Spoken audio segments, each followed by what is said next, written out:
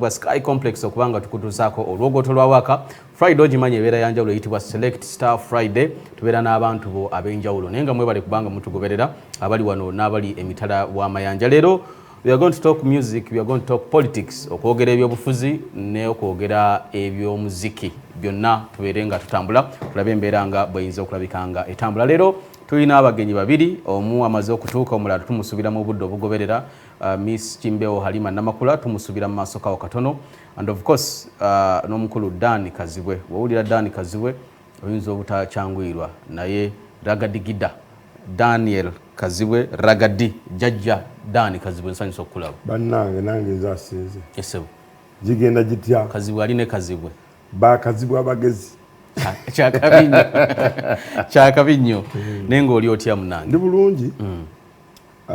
Era njagala okwebaza STV okuba nti mpadde chance okubanga ndi ku Sandi Sempeo ku mutimbagano. Okuba nti wendi njagala okulamusa ku bantu bonna ku Friday eno. Bannaffe abagenda okusala salamu aleikum. Abalwadde mbasaasidde. N'abo abali mu ssanyu nsanyusa okuba wano leero. Wow. Mwabamu kubatandika music industry eno naddala mu ngeri eri modern. Wakolako ne Menton Summer, wakolako ne Mbuza, wakolako ne Menton Summer, ba Emperor Orlando, ba Messe. Mwakolako ne Sematimba mu Dungeon Studio. Byebiseera ebyo. Anti nze nana studio yange. Okay. Bw'oba oyogera ku bantu ababeera mu music that time, ba Emperor Orlando bajja buzi. Ne babasanga mu twaliwo. Messe twalina studio naye. Era yalinga rapper nga si comedian. Nga we tumulaba kati. Nga rapper nga yita Mola Mess. Tulina timu yaffe twagitanga The Homies. Yes. Dungeon Studio ejja Makindi neffe yaffe yali ku yard. Ku yard. Awolaba train wezi parkinga ne waggulu waliwo ekizimbe kye baazimba kati kiwanvu nnyo bwe twakolanga studio yaffe bwe twakolanga omuziki. Nze nali mu kyalo nawulira akayimba ke bayita bamusakata. Gwe wakakola ke watandikirako? Waliwo akayimba ate ke nasookerako bamusakata yalinga lwakuna. Okay. Walinga akayimba akayitanga Farida, walinga akayimba akayita omukwano muzibu. Buyimba bwali bwadda ne bamusakata yajjanga lwakuna. Naye n'amenya ebintu byonna ebyaliwo. N'atwerabiza ennyimba ze twasookerako. Bamusakata kiboko n'azimatira. Yasangayo gayigwa gwatasobola. Yamusakata kiboko n'azimatira. Yamusakata n'amukuba n'akaaba. Gwe simanyi wowe wali ebiseera ebyo naye nga ye Dan Kazibwe Ragadi. Ekimu ku bintu byenkwenyumirizaamu gwe muyimbi ayina stage presence.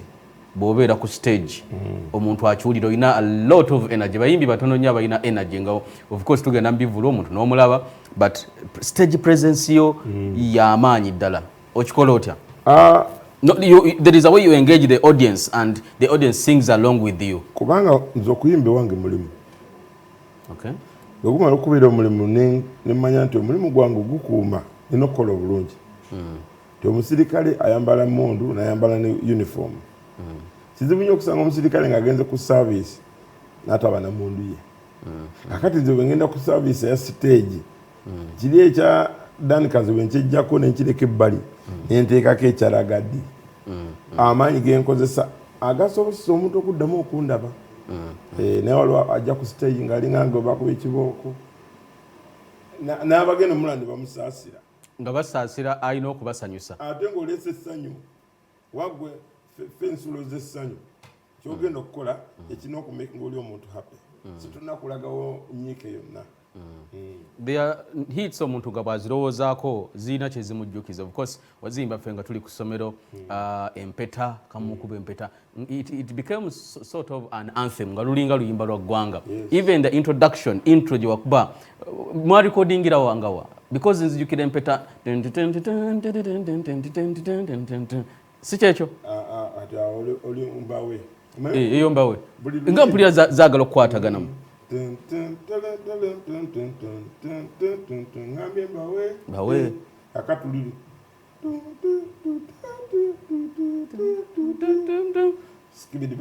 skibidi bye skibidi baba daba skibidi bidi ba amukuba empete ebyenda bimwe kati buli luyimba olwodotekako ne ID bwe lutandika omuntu alutegeere TV zonna TV ne gwolooza lwaki STV n'akantu mu nsonda identity that identity that you put nti bw'oba owulira rock me baby waliwo akadongo kowulira ye identity y'oluyimba olwo oh baby this the world ID yes akati ID wogiteeka mu luyimba abantu balwerabira okikola with intention okigenderera yes because kamelody ako kekafula oluyimba okuba olwakabi abantu abatasobola kuyimba ako kake bakwatamu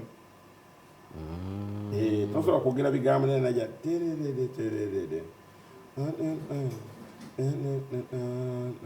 kati music olina okubanga olina ekintu attachment n'abantu bali abakuwuliriza kyova olaba ennyimba esinga okwata abantu omubabiro zenyimba ze bayita sing along songs namemba we namuddamu nti tuwe kubanga nabo bayimba naawe so buli ayagala oluyimba olwo agamba akayimba kanyumidde kubanga naye ayimba so zireme kubeera nga bo presenting ku TV nga gwolina okwogera bali babakuulire bafuna bufunyi so it is good to exchange that kyekisigazaamu omuntu nasigala nga oluyimba lusigadde part of that person kamukuba empeta ndigida ndigida oluyimba ndigida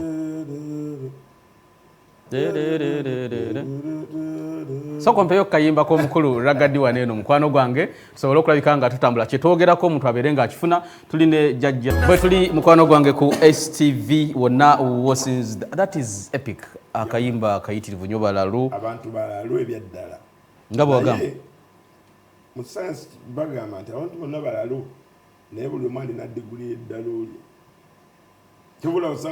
ate era ne mu Luwarabu bagamba alijununu fununu alijununu fununu nti ffenna tuli balalu naye emitendera gye gyawukana kati oyinza okusanga omusajja nga avuga emmoloka tannalinnyako ku muliro olwo bisadde ne kimugamba ndowooza kakati linnya omuliro n'atumira ekisenge eryo ddalu kati oyinza kiyita ki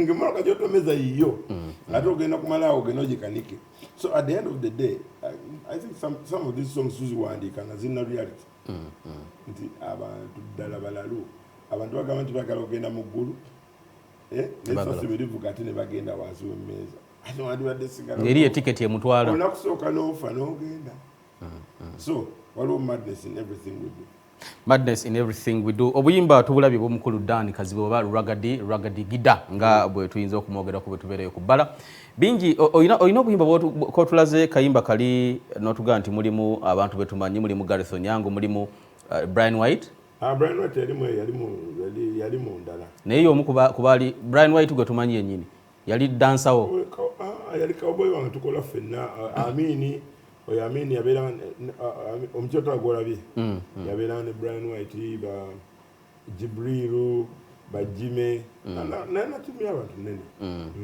ekintu kino kikubye n'otambula wano n'ogenda mu mawanga agatuliraanye and so on and so forth you are a true living legend gweotasobola kubuusabuusa twagala kutegeera omuntu ajja kubuuza okikola otya how do you really get to this kikolebwa kitya for starters kisookera ddala Katonda Allah yakuwa guidance nti oyinza okuba owakabi naye Katonda yakufuula owakabi n'oyongerezaako babaganda abatuufu bagamba nti lwebaala embeera nga nembirokokozeekotadde akati gana amaanyi g'olina ogattako amaanyi ga Katonda gakuwa kyokola ebintu ebisanyusa abantu so for me siri mugezi nnyo naye Katonda anyambye okubeerawo emyaka gino gyonna okukola music abantu gwe baagadde okukola ennyimba nga zirina kyezizimba abantu n'ennyimba z'ennyimbi eziyigiriza nga Kwanjula Kamukuba empeta landlord ne balalu yennyini okitegeera nti abantu bamanyi nti balalu jeno ofunako weeterekerayo ng'oyogera nabo kubanga abantu ennyimba nga si balungi abantu babi trying to teach people the reality oyogera ku story olina gy'ola mu ngoma ng'ekuba naye n'abeera ng'amanya nti omusajja ono kyategeeza kyekimu Yes. So okulembeza Katonda mu bino byonna byonna byenkola Katonda yasooka. Music industry wetandikidde eri bamusakata kiboko nazimatira balalu empeta later o byonna paka kuziriwo kati mumuleze because kati goli mu generation yawukanako kuyaba Paulo Kafero yadde mwaliko ku stage yemu ba generation yammwe yali ya touch ndala nnyo enkuba nga ndala nnyo sikadongo kamu that was a modern touch world music exactly so butugenda okulaba n'abaana abaliwo kati bazzukulubo kuba bakuyita jjajja balina we bakisanze omwakiteeka music wano waali neeri gye twawulirira obuyimba obwo bamusakata ne wakati awo empeta wa wasinga okubeera ow'amaanyi owakakati oweeri gye mwatandikira mubamusakata oba wakati awo kamukuba empeta ani music lugendo luwanvu ne music wa Uganda yali afuna sente dda we mwabeerera ku ntikko kati abantu bayimba kubalaba really tuyinza kuŋŋamba nti waliwo omuyimbi e Kampala lwapangisa $2 million essaawa eno naye nga ate basobola okukola video za $2 million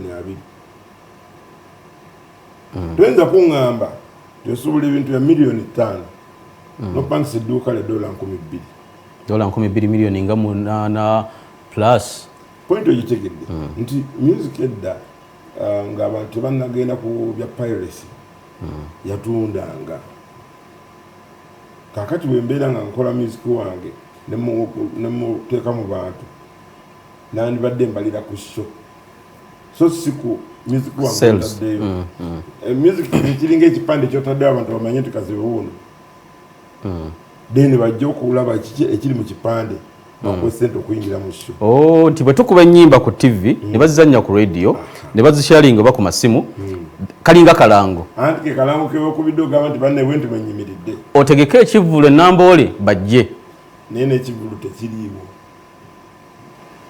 lwaki okuba history ennungi mu 2005 baleeta CD bwe baleeta CD abantu batandika okuteekako data naye nga abasajja b'edda balosini Brian XYZ ba AK production bakasiwukira bagulanga tape ne bagitunza omuntu tape omutwe gwe bayitanga omutwe tape akateepu kakasiti nomanya nti ogenda kagula 3,000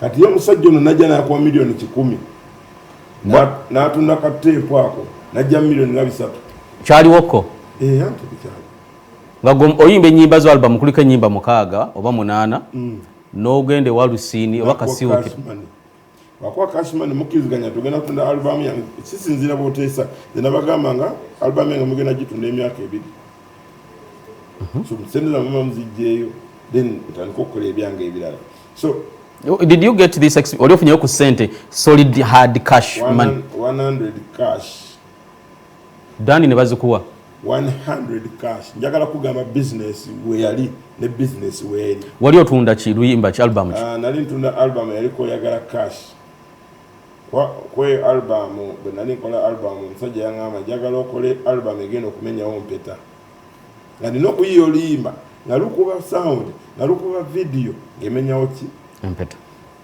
sente yazimpa nga sinaba nakumalayo album bwe yawulira oluyimba olusooka bwe yawulira oyagala cash n'agamba kekano kennyini so n'akuwa obukadde 100 okusasula sente n'agamba album eno tugenda gitunda yagala tutambuze video mu nsi zonna kati balina badistributors e Tanzania badistributors e Rwanda badistribute e Burundi akati oluyimba ne lufuuka oyagala cash n'ogenda e Rwanda okuba shop kisaawe n'ogenda e Tanzania wanateekamu oluswahili lwa kitz n'ogenda e Congo kati n'atunda kati abasajja abo bakolanga sente naye nabo nga basanyuka nawe ogendako ku dduuka n'otuna ngola box abantu bazitwala box za tape olunaku lwolwaleero tewali atunda tape oba DVD oba CD ya muyimbi naye abazitunda batunda batya omuntu alina kabotiki anawo kalikoda omuntu alina saluuni anawo ka kompyuta omuntu alina akaduuka naye akakola nga music naye nga byatunda si bibi ate naye tamanyi walina okujja rights zaabyo kati tujja tufuna UPRS bakagikyusa kati enaku zino nga yewa abantu lisiiti 15,000 genda otunde byoyagala naye nga si nanyini luyimba TV nezikuba STV ekuba music oyo singamba wakali siiti akoolwaleero kweza enyimba zetukubye yani kubanga program egenda mu maaso n'enyuma nga bakusasudde yes kati ne baddamu nasasula ate agencies endala kakati artist ono n'abeera nga aguze oluyimba arekodinze audio miliyoni 2 arekodinze video miliyoni 7 afunye abagenda dupromotinga miliyoni 2 that is like 13 already ayingidde mu 13 bwe lumala ne lujja ku TV ne bagamba luyimba no si lulungi si klasi yaffe si ye quality tatutegedde bulungi miliyoni 13 zisiridde ku ttaka abanga asobola ice musana nasanga traffic yes so at the end of the day industry etandika okufiira kali mu 2000 between 2005 and 2009 baleta ba promoter bivulu promoter kati bivulu promoter ngaitanza kukiriza artist twapangisanga shows affe nogenda ku Africana nopangisa ekifo nogenda ku Equatorio nopangisa ekifo nogenda ku Serena nopangisa ekifo kati ne making sure tomuyimbi bula anagezaako kukola ku katikati katumusimako ekivulu kulagebe kirabo next do ku sente ntono omuyimbi teetaaga kusalwa bivulu bibiri ekivulu eki oba otudde ng'ennyumba yo bagitutte main show kasite kusala ng'osiibula tewali muyimbi gw'olabanga ali big atafuna akoloosi kakati wetaaga mulooseegi abayimbi abasinga abalaba baganda bange basinzeyo amamotoka basinzeyo amayimbi kati bana bapromota bo kye bakola baga nti tetuddamu okukkiriza show ng'eriko ekipande kyakazibu yekka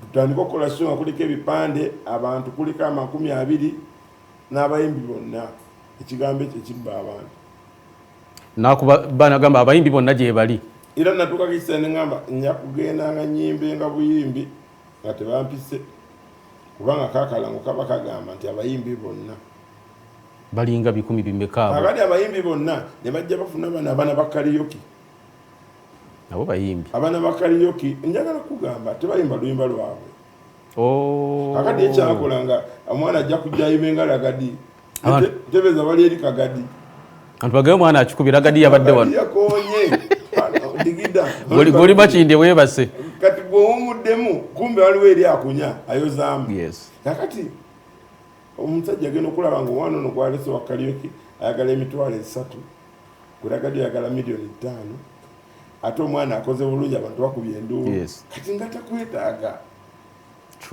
kakati kuba takwetaaga mu show afunayo bano abantu abakwatirira show weziwera ssaawa 6-7 amanya nti bano mbamazi kumbe bwakola ekyo abantu bali abalaba ate bagenda bawongera okunyiiga tutwabadde tusubira ekifaananyi kyalagadi atula omusajja mulala banyiigira ggwe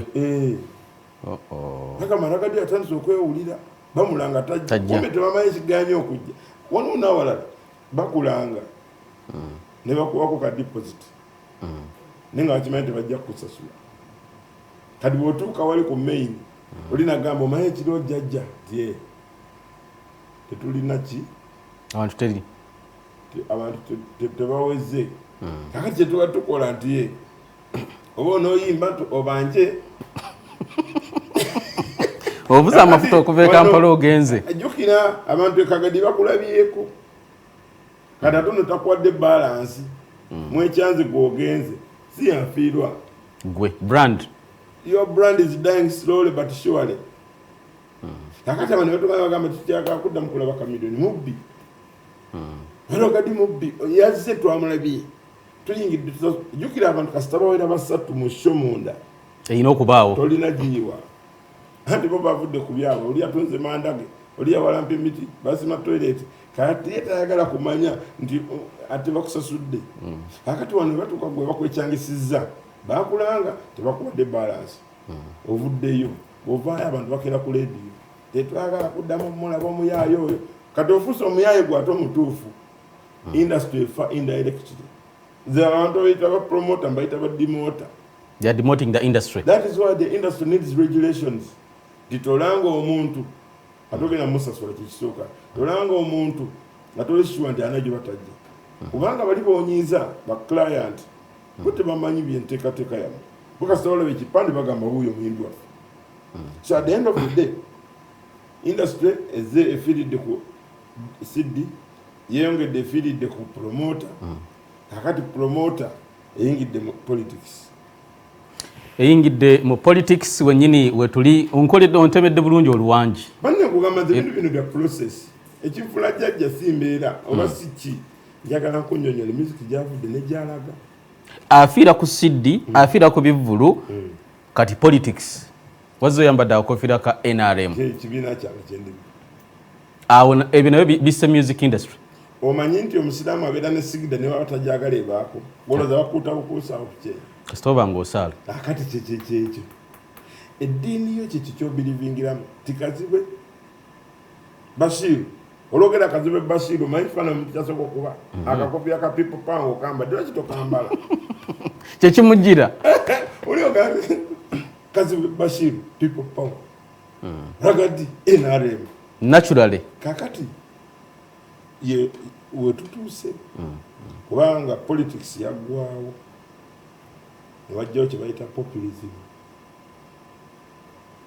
naye nga populism ava ku ki bapoliticiani bonna bwe bamala okulaba nti tebalina amaanyi agakuŋŋaanya abantu batandika bagamba Ragadi Chameleone Hildaman mujje muyimbe ku show Ndako politician ategesera ala agenda mu kalulu ategedde nti abantu tebajja kujja ne banajja bajja kuba bamuswaba tasobola baka kasamuwa kalulu ngagamba nyimbira oluyimba anto wetaga kubona otandika na kadodi kikawe emizinda tuntukutukutuntukutu nabajja baleta ba artist bebalabira sente baza okuyimba ku lwale y'obwereere naye nga babasasudde sente artist agenda okulaba waganya okuyimba abantu tebajja ku lwale ya politician wayimbye abantu baweze artist atandise okutegeera nti ekitegeeza abana abantu nange baagala nzi kubanga oli bayagala be bamu bendeeta yes ekitegeeza nange nina amaanyi agasobola okwesimbawo wenyini awo wetuli ku STV ne Jajja Dan Kazibwe ba Ragadigida wetuliko nsonga za bya bukulembeze baza byafuzi twagala okulabika nga tutunulirako olunaku olwalero music atutemedde bulungi oluwangi oba oluwanyi na lusimbira ddala wetwagala okulabika nga tutunula tulabe music industry n'ebyobufuzi bisobola okutambula nga biri wamu oba waliwo ekirya kinnaakyo nedda anti kakati music industry is a business ne politics abamu bagifula business naye nga music okuva edda nga tetunazaalibwa yali mu politics really waliwo ensi ekyenaluyimba lwa ggwanga nteba na identity oluyimba lw'eggwanga lubeeramu politiko ebyensi Uganda nga bwolumanyi oluyimba kyogamba nti waliwo ensi nga ye boogera bwogezi Uganda ensi yaffe lulina okuba oluyimba kati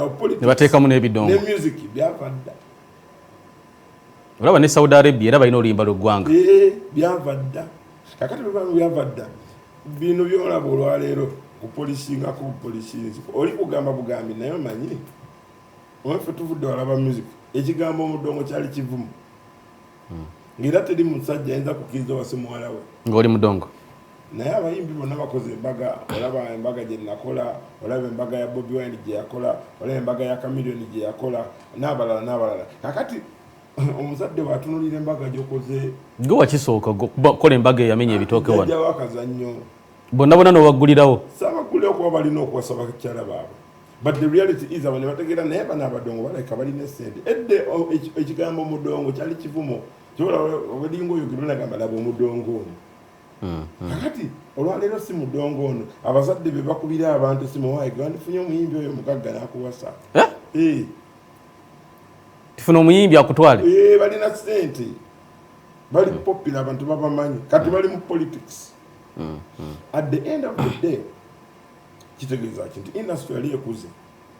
Njagala nkugambye between 2004 and 2014 abayimbi bonna bomanyi bali bavuga emmotoka za milioni 3. Emyaka 10 egyo those span ya myaka 10. Nze njagala jjukire Chameleone, Ragadi, Bebe Cool, Bobby Wine bali bavuga emmotoka nga si tebazibawadde nga bazigula 300. Yes. Abayimbi byenkugambako emmotoka ze bawoze ze babadde bavuga during that time nga tebannayingira serious in politics. Yes. Already balina sente ezo because the industry was generating money. Now right now the industry is not generating money. Ate nina ekintu kyengamba nti nolabanga ng'olina akasanja bavu oteekwa okuba nakabwa somewhere. Bw'otunuulira abantu bonna olwalira abenyigira akyobola nze ngenda ningamba bato bange tonyigira Bashir oli muganda wange tonyigira la politics. Politics aliwo leero enkya taliiwo ate politics ono ddala abasajja gwe baleeta politics oba bukyayi nogamba nti nze eno kale eno tongamba kale eno nze nsekirira abantu aboogera kale eno nengamba red color emmotoka nvuga ya red ekibiina ndi mu kya yellow eyo kala yasangibwa ku nsi omusaayi gwe gwa red omusaayi gwange wa red naye oyagala nnyo amenva tegayiro kyogana gwe wagavaako kakati at the end of the day color is color. Politics is a small game of 4-5 months. Era buli okiremerako bwoti nogifuula hobby ng'ogenze mu bizibu tekirina kuyingira mu misuwa kugubulirayo kifuuse bizibu kubanga waliwo bapolitician bawulira nti bagamba nti ye abadde mu constituency okumala ebisanja 4 myaka 20 ati myaka 2 oteeza mugamba nga abadde amanyidde escort yamubeera wano ne bamugulirawo nakola kita toyinza mugamba nti genda okola ekirala buli kyakola kyonna abakikola bwati ate n'akomawo nobuuza naye kiki kyoyagala ennyo okukola. At the end of the day lwaki ba musician bagamba naye naffe tusobola okuyingira mu politics muyingireyo kubanga music industry egudde nga bwotulaze nga mutya okufiirwa amanya gammwe because Dan Kazibwe omuntu ayinza okuga nti Dan jjajja Ragadi ennyimba zetulaba zonna zonna zitujjukiza bujjukiza talina hit saawa eno n'obeerawo nga tolina hit bw'obanga ogamba nti tolina hit njagala president atuplayingireyo hit eya president bagiyita Naalu eyo kati ya mu covid Naalu tuginoonyaawo lwaki njagala okugamba abantu balowooza nti badani Kazibwe Ragadi muvudde mu music industry nga mulaba ebintu bikyuse noti okufiirwa brand nti Ragadi mbadde mpite wantu ne bavimba kati nyina okusigala nga ndi relevant statafa tulina bye tutunuulidde njagala kwogera amazima omuyimbi abeera mulanzi ate omuyimbi aba ayogera amazima g'ekintu amazima g'enjagala okugamba nti bwe mba mmanyi nti waliwo obuzibu mu nsi nagenda n'ennyimba oluyimba nga luna meaning 2 tonenya toyomba palamenti yange yeerimu ettabu paliamenti erimu ttabu nnene nnyo eno gye tumanyi ebyobufuzi nnyo lwaki ngamba nti erimu ttabu nnene nnyo tunulira embeera gye tulimu abantu babuuka myala omwana waliwo nadde ngende eyo gundi bukyano eyo Kabowa omwana yagudde mu mazzi omwana ne gumutwala naye balina abakulembeze kyengambo kitegeera nti omuyimbi atoka ekiseera n'agamba naye lwaki tukkiriza bano abantu okubeera nga bwe bali bwe bati ffe tulina message tuteeka mu bantu ne bawulira naye lwaki tukkiriza abantu bano abatalina kye bakola okubeera awo nga bakyali mu bukulembeze kyengambo kitegeera nti bwe twava mu politics ne tugenda mu populism ng'abantu balina kusooka kumanya ne bamanya by'oyinza okuba nga okola ne bakuwa akalulu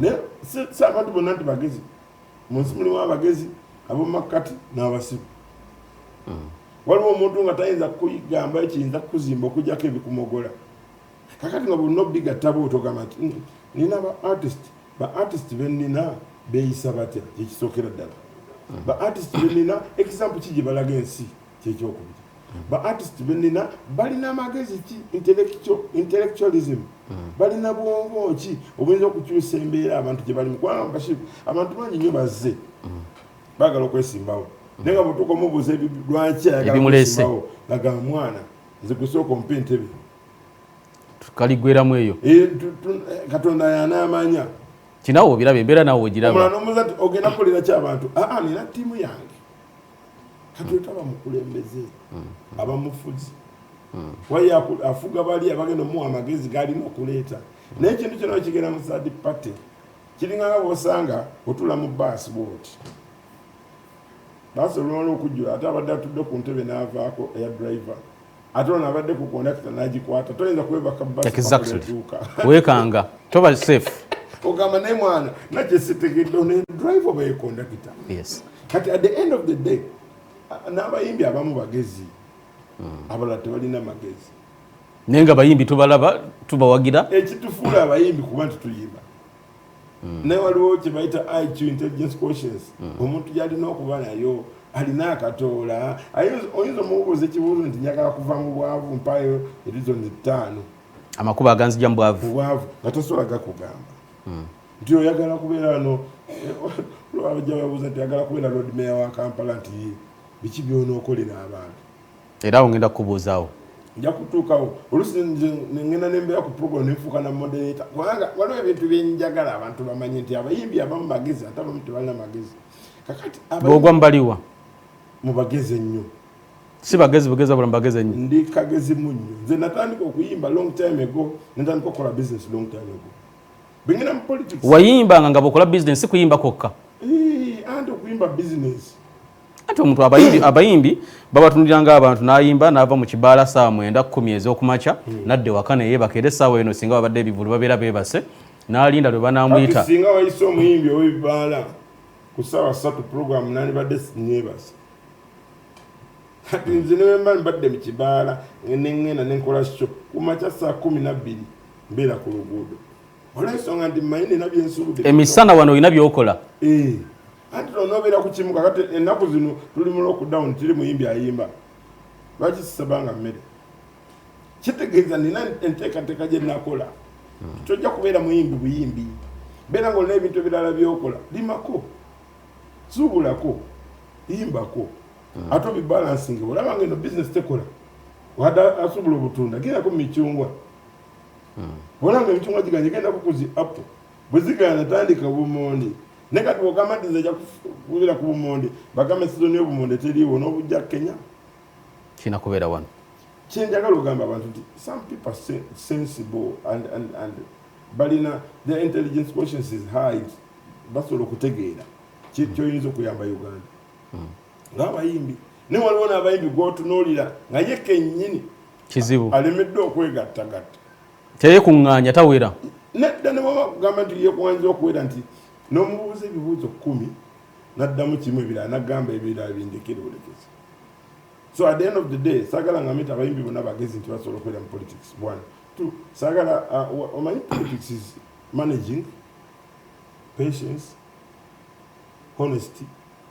onokuba ne stand kazi bw'obona ovaira mu people power nomala oyinga FDC novaira nogenda mu DP nomala okwati nga tona stand abantu bajja kukukyawa naye tebakubuulira kwaliwo abantu abali mu kibiina kya people power nga babirivinga Bashir ono n'amala avaano n'adda wali abatukoze bubi olina okuba ne stand yo kyofaona abantu mu ddiini tebazanyisa ddiini nze sizanyira ku ddiini omuntu abeera nti olwaleero mu katuliki enkya ku makya najja n'atula shahada kakati bamala ate olw'eggulo nabeera mu bbaala kati kunna omenyekedde bwereere n'abantu bali abakulaba abadde bakwagala baga nti omusajja tumukonvatinze omusajja ateredde bagenda okulaba ngaotabuse you have to have a stand olina okuba ne stand yo kakati abantu abasinga bayingira mu politics nga tamanyi nagamba anze nagenda gye bawangulira ngenda ku winning side ne winning side olina kyoluuzinga kuba noolese mabega kubanga kunyigira abantu bakuteekamu essuubi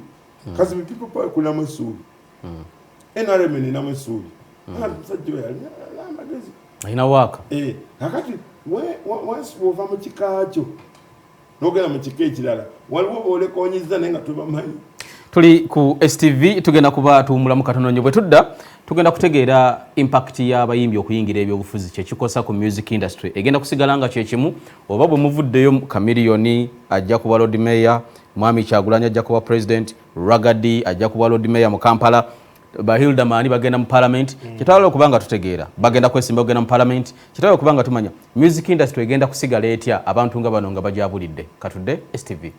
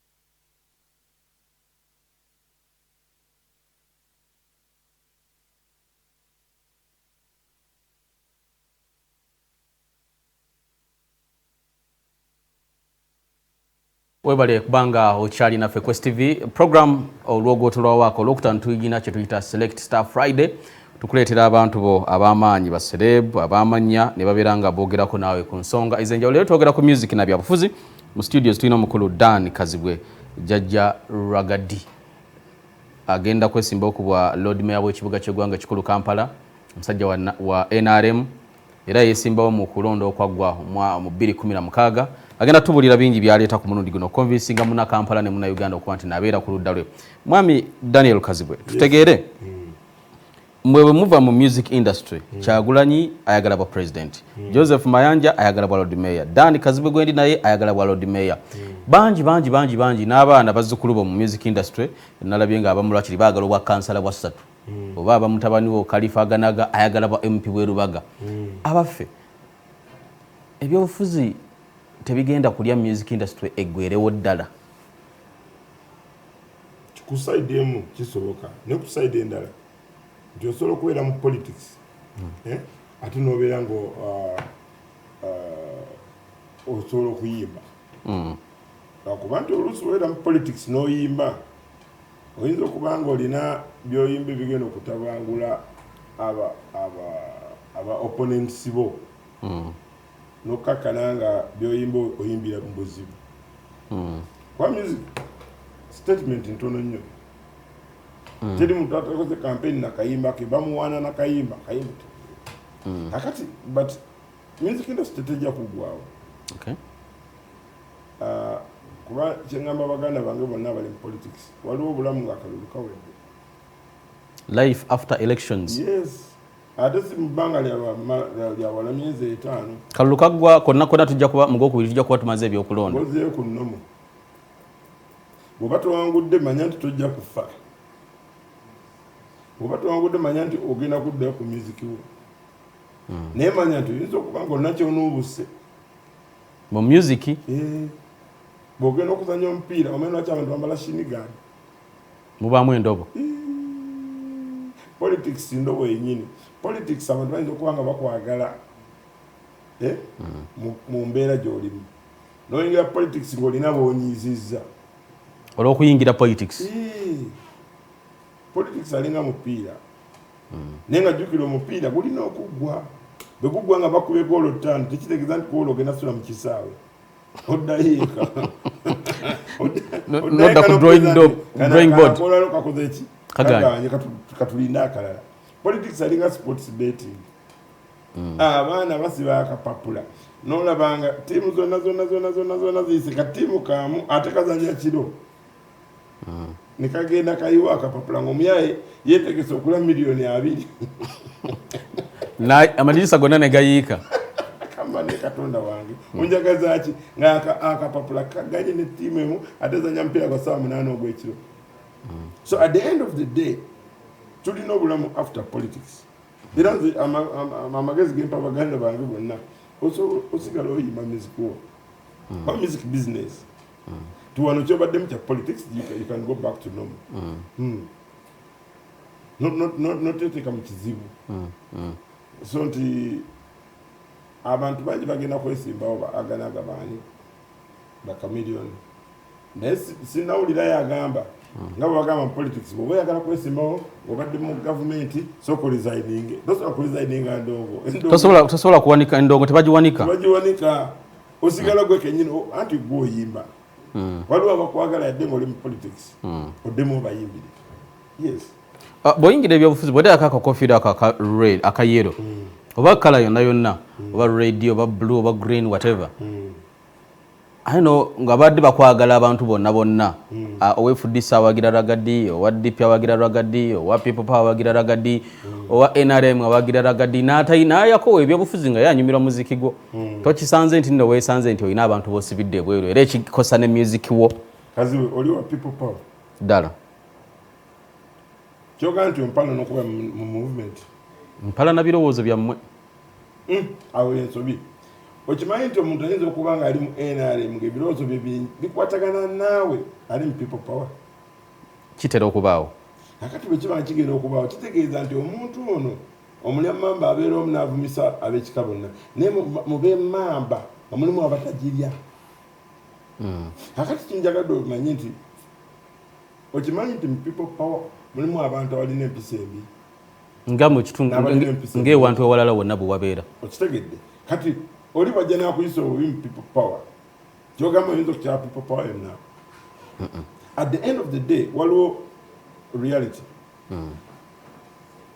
nali September 11 nali mu America lwebakuba America family yange ya Buisiramu Mariam mukwano gwange best friend wange muzungu alibai bamutira muki New York my best friend yalina program ez'okujja Uganda tuzimbe biki n'afiira mu bomu kati bw'afaa mu bomu kyantwalira like 3 weeks nga tukyamunoonya mu debre mu bantu twanoonya mu mannya aga New York list ne tumulaba nti yakoze ki yafudde kati nasooka n'endowooza ebintu bingi abasajja bano singa nalina endowooza embi nandibadde nkyawa ddiini naye olwe family gyenkuliddemu nene mungi yange twateekawo tusaalira twakola buli kimu neneŋamba naye ate bwokyawa eddiini oba musibu omuntu oli akoze ekintu kino kyawukana n'eddiini ate pointi yange okitegedde so mu NRM mulimu abantu abakola ebirungi ebingi ennyo ne mubamu n'abakola ebibi ate engeri gye siri mwogerezi wa kibiina ebimu sibimanyi nenze njagadde okugamba nti bw'oyinza okusanga abapoliisi nga waliwo abapoliisi akwata abantu obulungi ng'omulala akwata abantu obubi naye ate tokigeneralizinga nogamba abapoliisi bano bonna no at the end of the day nkugambye nti oyinza okusanga omwana nga empisa ze mu maka tezifaanana za banne balala naye nga tata we ne mama bebamu ng'era babakuziriza ku kyekimu bye babagamba bye bimu ndowooza point yange ogitegedde bulungi good so at the end of the day ndowooza nnyo ku ndowooza y'abantu n'enkola gy'olina n'abantu esobola okubayamba so si gy'ova oyinza okuba people power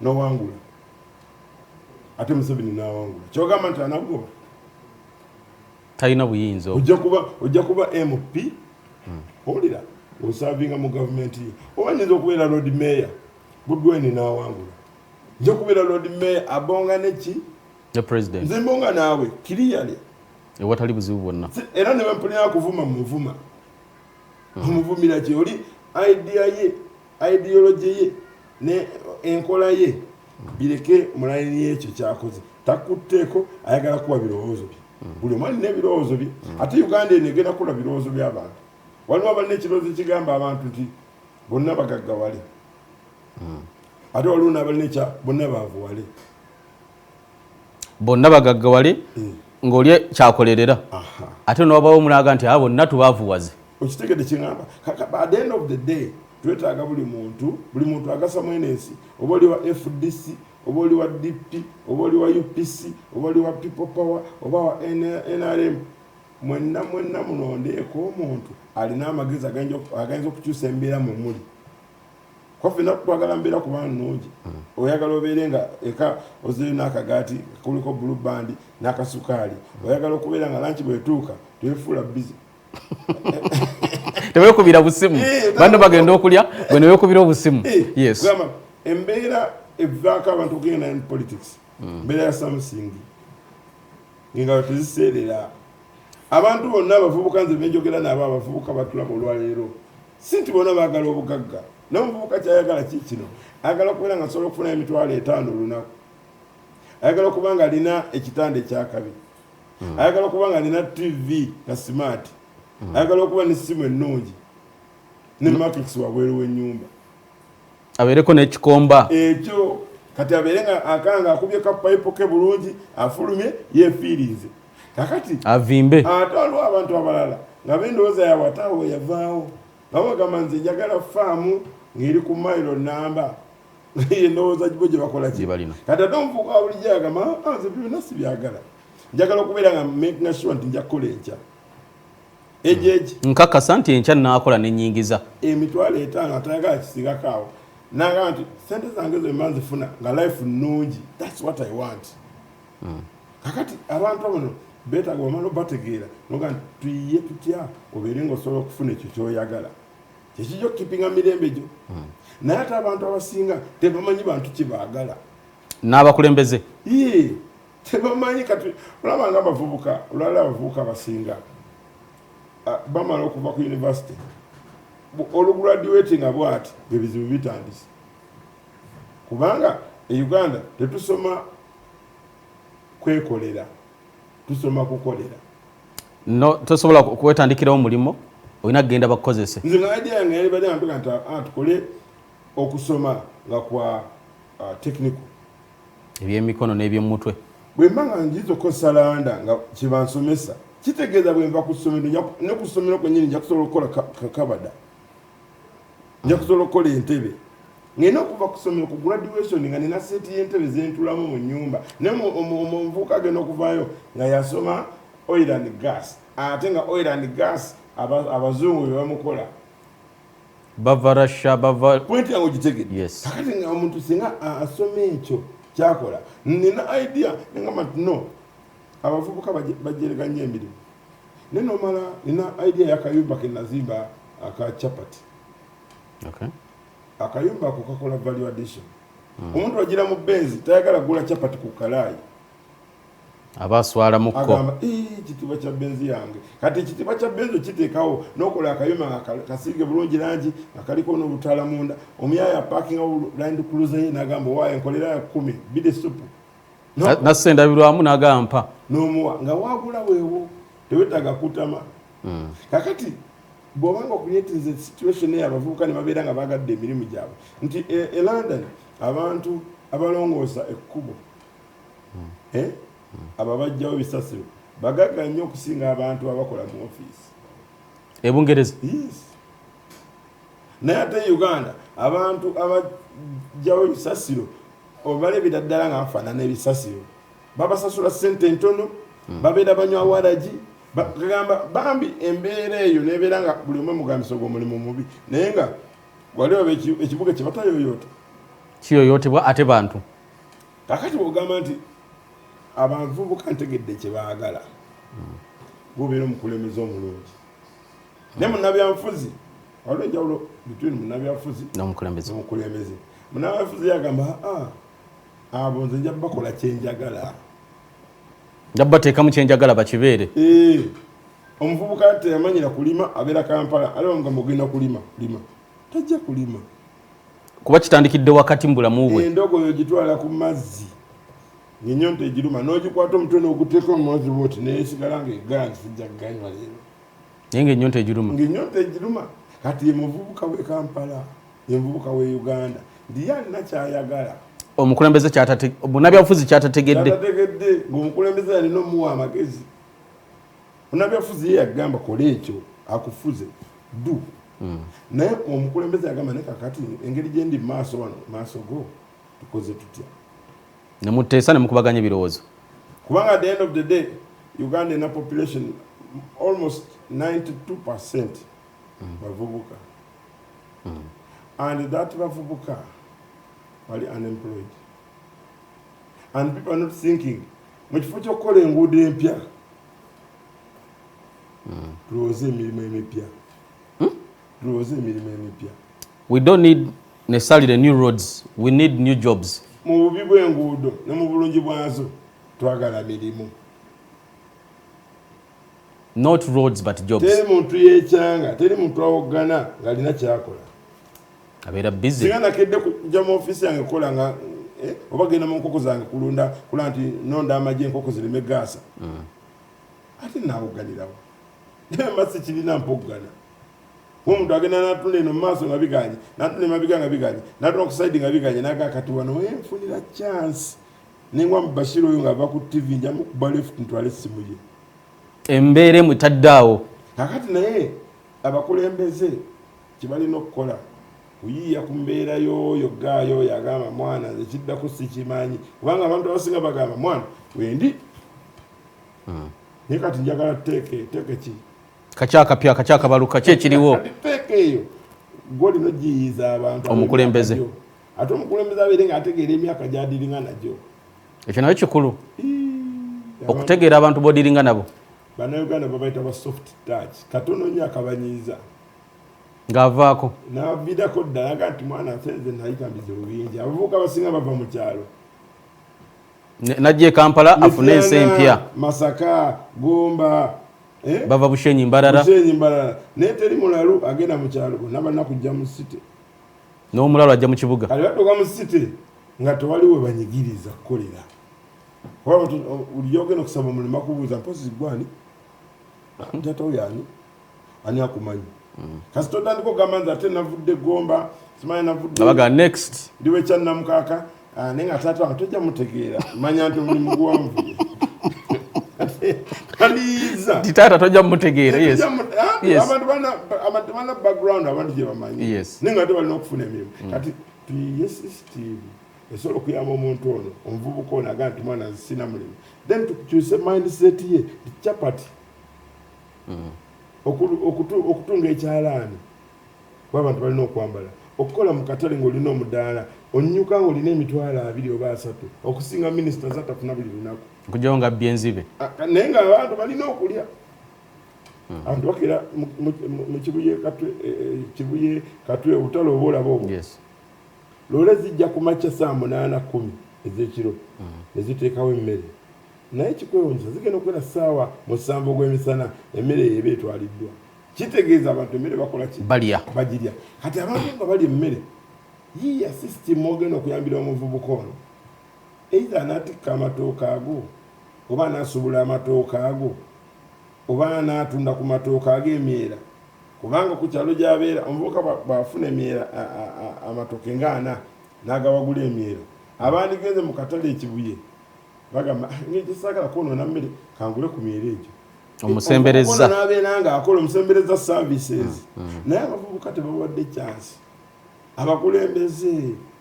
Dan Ragadi ekizibu ky'abavubuka kinene bwe kiba tekikoleddwako olowooza ki ekiyinza okuddawo? Andi ekiddawo kyangu nnyo abavubuka abasinga balina gurupu bakyali babadde babeera bonna mu zigeto beemanyi kakati bwoba tukisa mindset endowooza omanyi lwaki abantu banyonya enjaga kubanga mu gurupu ye mulimu abanywa enjaga influence peer pressure naye omanyi mwana okwejjako ebyempewo biki n'ebirowoozo sooka osikemu katono ng'ate tamanyi kati ate amuteeka mu kinnya alibamala okubeera mu kinnya bamaze ogisika bulungi baginywedde olwo bonna babeera ku levo y'emu oli amugana naye omanyi West TV banyuka leetimu olwo abavayo ku ssaawa 6 lwaki tetwekolamu omulimu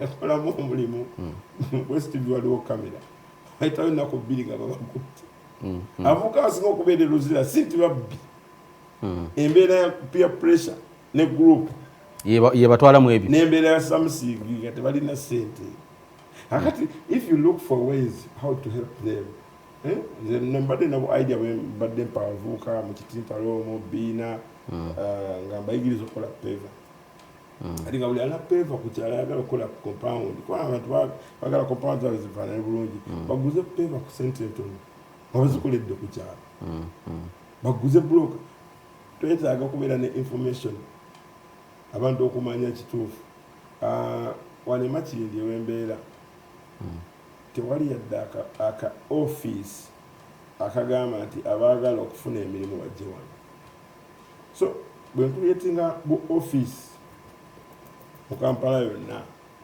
nga buli agamba mbu alina kye yasomerera ajje awandiike nze nasomera kukwata kamera nze nasomera kwogera mawulire kakati nange bwe mantuddawo nga nninzeeko bano abantu abaagala abakozi batuukirawo kati onja kuba nkuyambyeko ekyani akumanyi ofunye hub ofunye ssente eringa agency bagiyita job center ensonga lwaki abantu abasinga mu balaba nga bagenda mu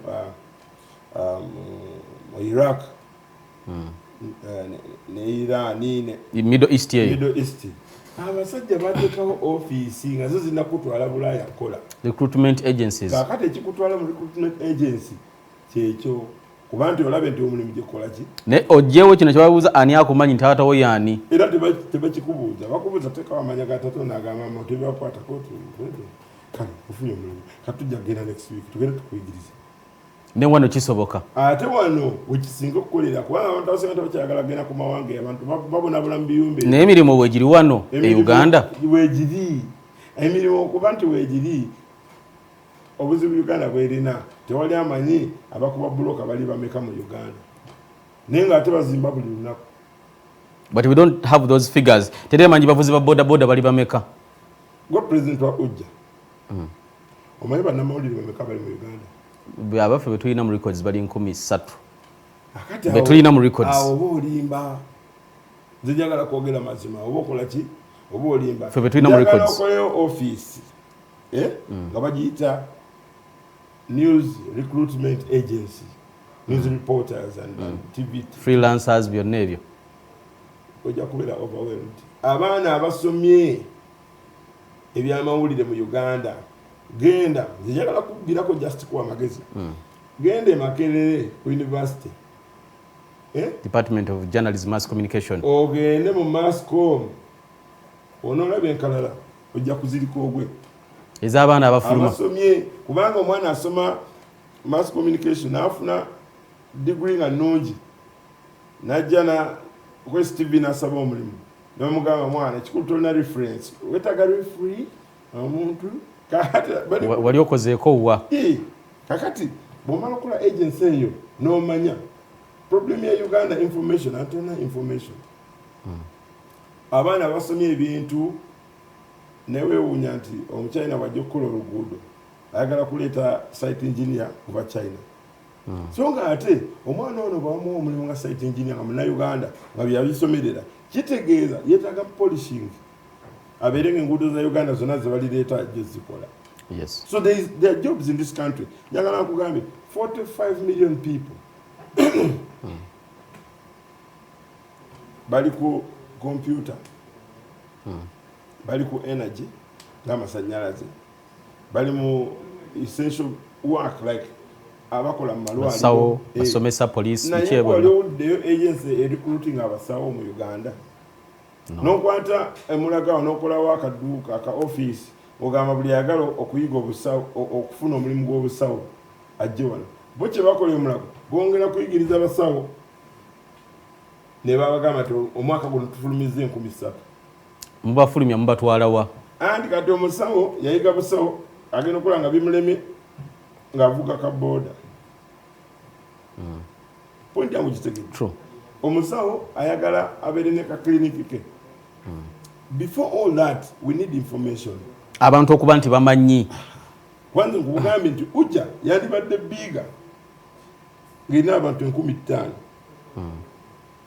ate 5,000 bawera abaripota bannamawulire naye lwakuba nti we have not taken trouble to understand bano baripota wano mu Uganda mulimu almost 300 radio channels mulimu almost 37 TVs ne TV emu oyinza okuba nga empulenga abantu 100 akati bw'obanga ogaa nti olina abantu 2,300 betulina mu records zaffe bamemba njogedde ku bamemba baffe ku radio 3 odividinga wano buli omu aba alina omulimu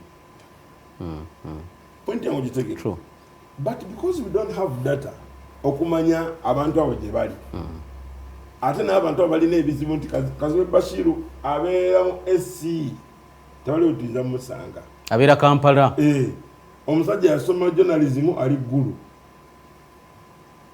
ekibamu gakaka gira nima simu bali letaledi ey'amaanyi ba TV nga nkola kuba zino ze tubaddeko zi Mega FM baganya okumpa omulimo kanindeko enejja kati bambi wagenda mu simu n'akola n'afuuka mulimi wa simu olulango kati ate kyeyasoma nga kivuddeko abantu abasinga bye basoma si bye bakola okisanga nga kizibu ky'amaanyi kyekivuddeko unemployment nti abantu abamu saagala kubeera tribalist waliwo emirimu egirimu abantu ab'ekibiina aba family emu same tribe naye abantu abo emirimu egyo bagisomerera bw'ogenda mu poliisi waliwo abantu okuva mu gwobota bayingiranga mu poliisi era gemanya agosanga bw'ogenda mu magye waliwo abayingiranga mu magye nga gemanya agosanga nga bo bakibuuka nga bala tebannakitegeera nti olina okusoma osomerere ng'otageti yo yeeri nali nira ekintu kye neewuunya simanyi oba mu kirabe ekyo nga ndaba abasajja abasinga okuvuga loole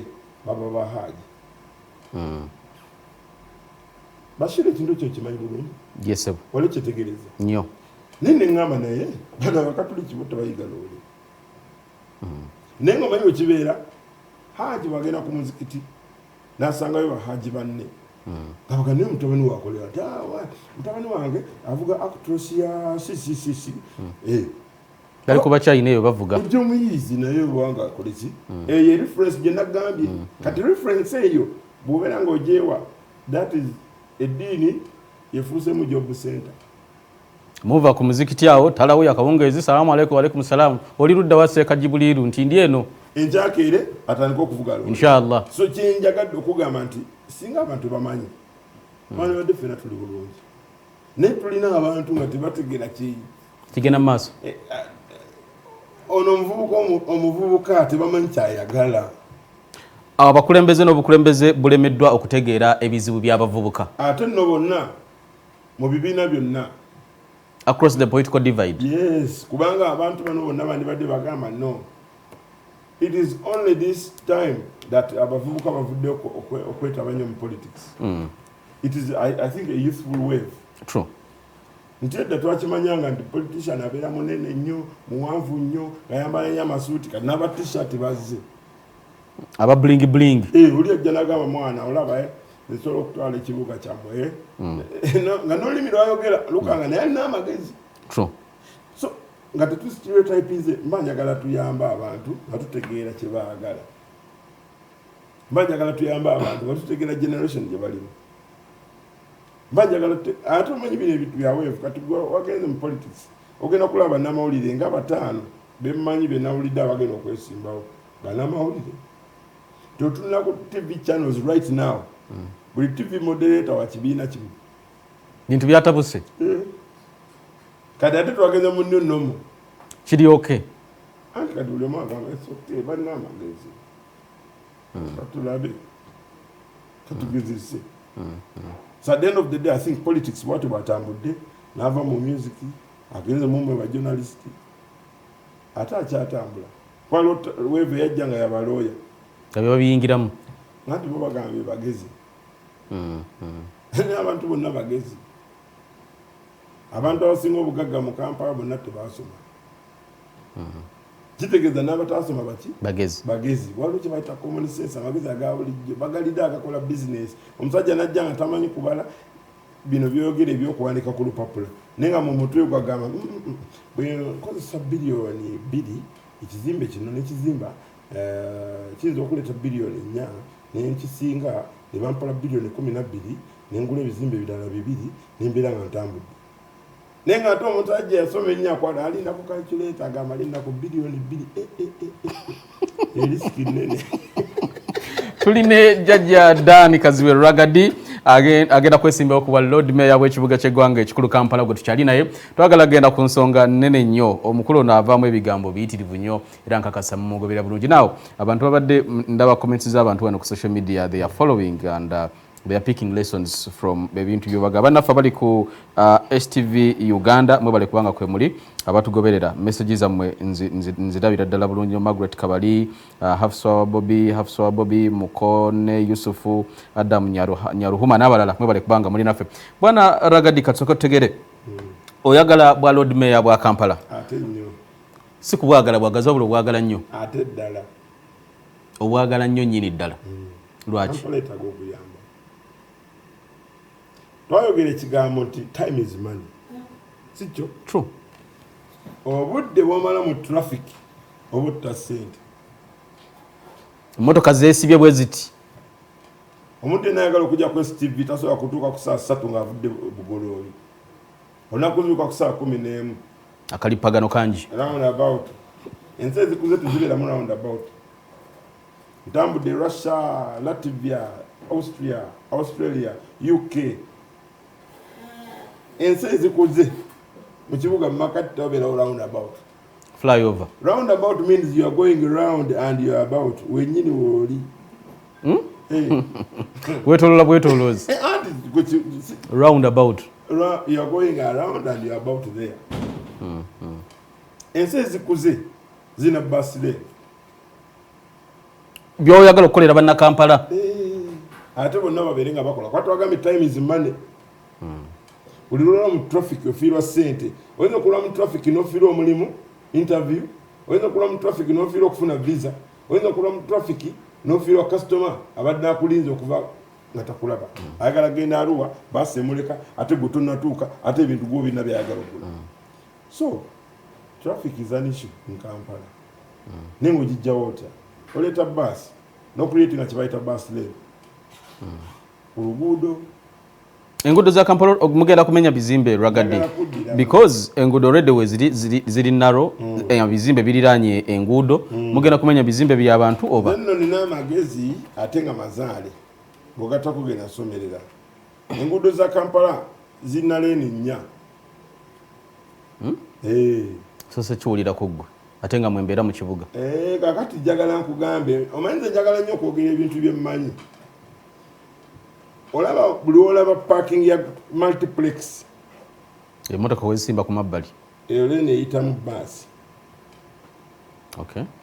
Kakati nenkuleeti nga kyebayita Kampala Transport Police, si Traffic Police ne Kampala Transport Police.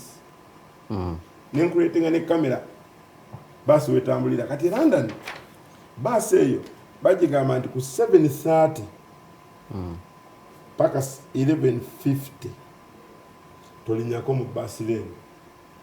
Oba olina kaboda oba olina taxi oba olina ayagala ambulance no. obwo obudde buli gazetted Baasi kitegeeza nti bw'otambula n'olaba parking ezo ze bakola ku luguudo mu kibuga n'ogijjawo parking wemoloka esasula nusu 1,000 olwo nusu 1,000 si lwa gavumenti lwa muntu ewa multiplex.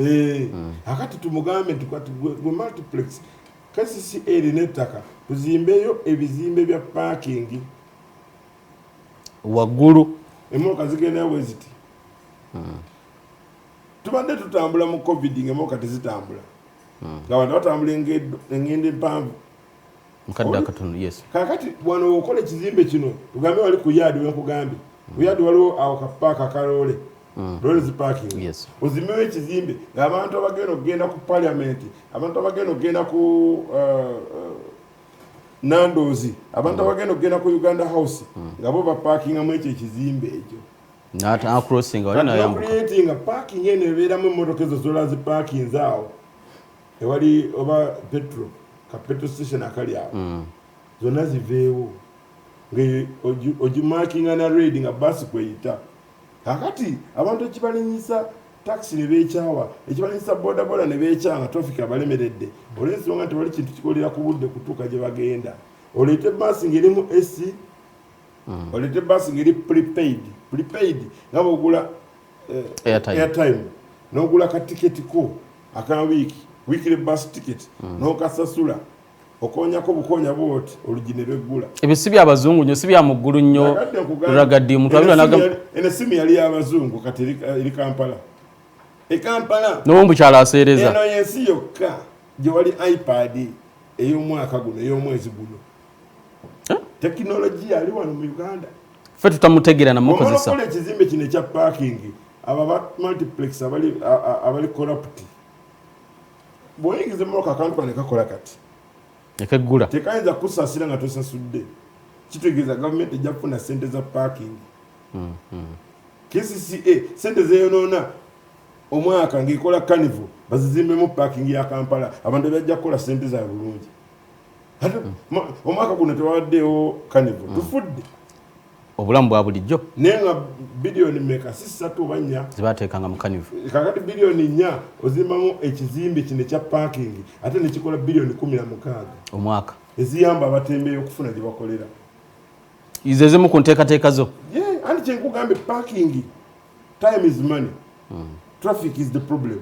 teekawo baasi nga baasi enaleeni yaayo n'amataxi tobagoba baleke bakole emirimu gyabwe omuntu yeerobeza omusaabaze gw'anaatambulira baasi bwebenge etambulira anti baasi omala ogifuula data baasi GPRS system nti bw'oba ova ekonge buziga baasi etuukawo ku 8:20 oba mulimu abantu oba tebaliimu egenda kitegeeza ki abantu bajja kikwata mu mitwe gyabwe abakimanyi akabaasi ka 8:20 enedda walingawo UTC naye nga UTC abantu bakimanyi nti ku ssaawa 3 ebyesimbula kuba ku mukwano awowola ku mukwano kizimbe kya mukwano ekyo negenda emityana negenda eggulu ng'abantu bamanyi obudde bwegenda Ragadi ebirowoozo bino birungi era omuntu abula naga yes the guy is brilliant he's got fresh ideas naye bisobola okubeera implemented mu gavumenti yammwe abayero nawe mwoli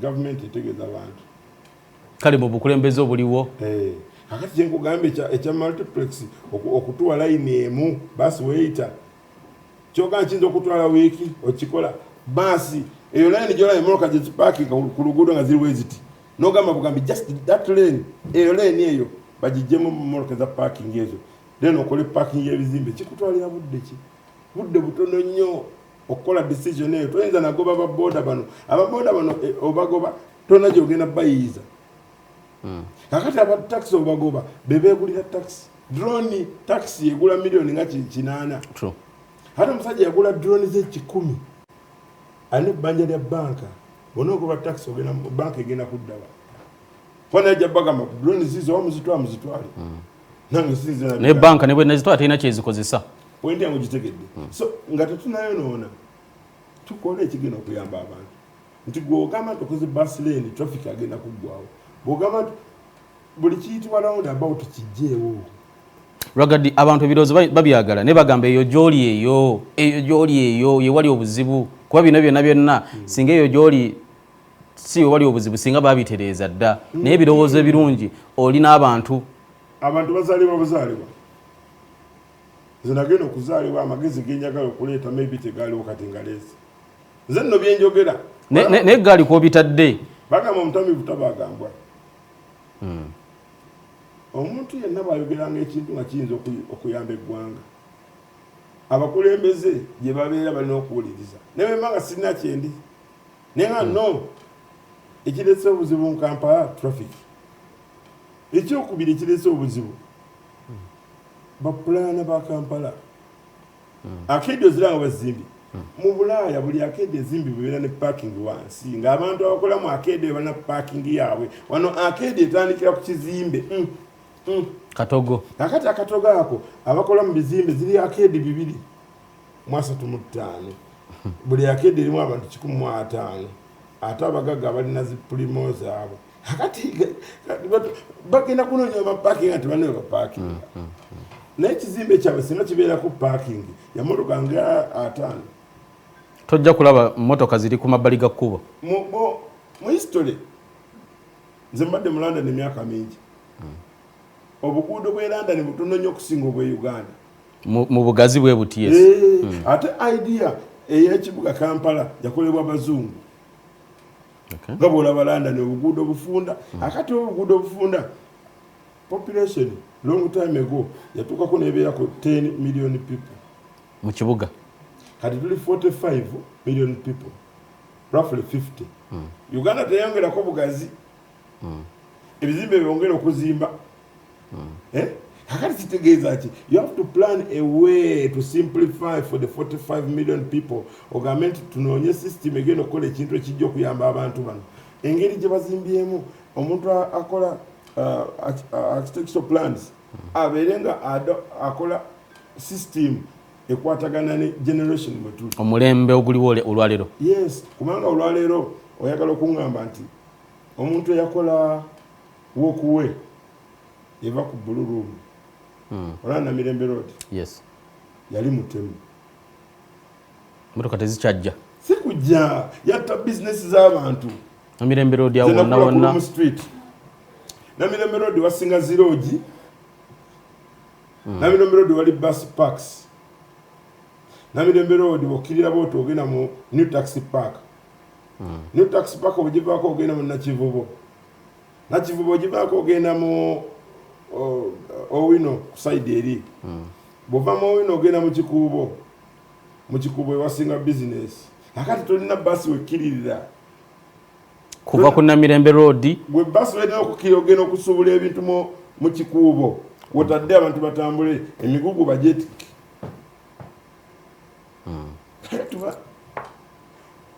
tamale mirundi agamba mitwe egigino this one problem engarabi zisejjembe problem ebintu byenjogera gwe kuba kafaananyi ekiteekesaawo abantu loogi abasuubuzi bajja basule mu kibuga bava e Rwanda bava e Burundi bava e Tanzania bavaawo okujja okusuubula ebintu by'abasuubuzi abali mu Owino n'okusuubula ebintu abali mu Kikuubo akati bw'okola wanuwe ng'ate yakutambuliramu oba ossa bizinesi akati bw'oyambuka bwoti ku William Room Street ebizimbe byonna zonna eziri awo waliwo arcade eziri awo nze nakulira ku Parkview nze wange anedduuka awo ennyini weewali paaka enkadde ekyateekesawo bizimbe bino abantu baagulanga emaali okuva mu maduuka wano ku Room Street ne bagiteeka mu taxi ne ziweeta okwamukola oluguudo yafuuse wookowe kati eno bagifudde wanuwe omuntu waagula nna kugenda n'ayita mu Kikuubo.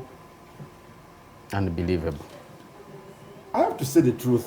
Omanyi tulina abakulembeze tulina n'abannabafuzi n'abannabafuzi nga tebalina business mind olina agamba nti road mayor nga talina ddaala lya dduuka tayinza kwogerera musuubuzi tamanyi naku ya musuubuzi tayinza nabitegeera ekintu kyengezaako kubagamba nti tufune abantu nga bali versatile toyinza kufuna wa prison akomandinga basirikale ba military kwayamanyije kumandinga basibe awo nomuleeta mu lutalo bwetyo kitegedde kakati what we are doing we are making a mistake. We need people who know the reality.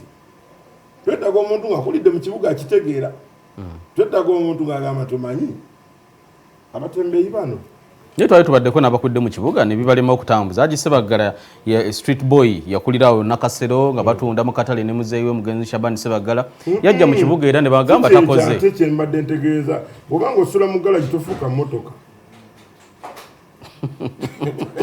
njagala kusibula akadde kagenze nyakusibula Rwagadi yesebu njagala obagamba nga tetufudde ku bibiina tufe kumanya kw'omuntu tufe ku busobozi bw'omuntu tufe ku biki byayinza okukola oba ku biki byakoze njagala kubeera Lord Mayor wa Kampala mu bulungi njagala kubeera Lord Mayor wa Kampala asharinga n'abantu nze siyomba sirwana njagala kubeera Lord Mayor wa Kampala atayawula mu madiini atayawula mu kkala gy'olimu atayawula mu mbeera nga mbonga ne bakawboyi bange bonna njagala kubeera Lord Mayor wa Kampala agenda okuleeta emirembe mu kibuga ng'afaayo ku bantu ng'ate alina business mind. Tweyanze nnyo tweyanzege omukulu Daniel Kazibwe mu kukalulu ge gabeerako byonna ne Rwagadi byonna ne passport yange byebyo Daniel Kazibwe Rwagadi nze am not acknowledged as mbadde Rwagadi emyaka 30 myaka 30 Rwagadi the same thing tokyusa sikyusa yenze watuga ina yakayimba akayimba bakayita Naalu kapya nalwewuba nalugoti anti kwegamba amanya gonna lwaki nagamba Naalu abaana abasinga balina amanya Nalubega Naluswata nalumansi nagamba nti Naalu just Naalu olimba